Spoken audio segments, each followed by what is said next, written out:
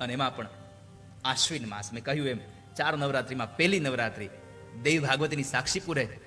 આશ્વિને મધુમાસેવા તપો માસે શુચો તથા ચતુર્ષુ નવરાત્રેષુ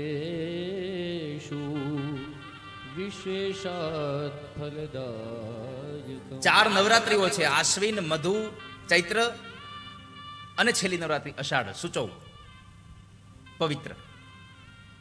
આ 4 નવરાત્રિઓ છે.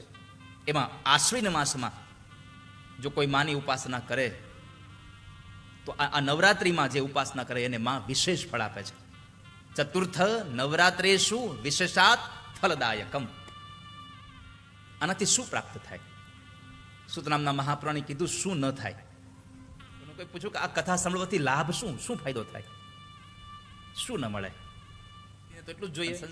અપુત્રો લભતે પુત્રમ દરિદ્રો ધનવાન લભે. ધનવાન બનવું હોય તો શું કરવાનું? માની ઉપાસના.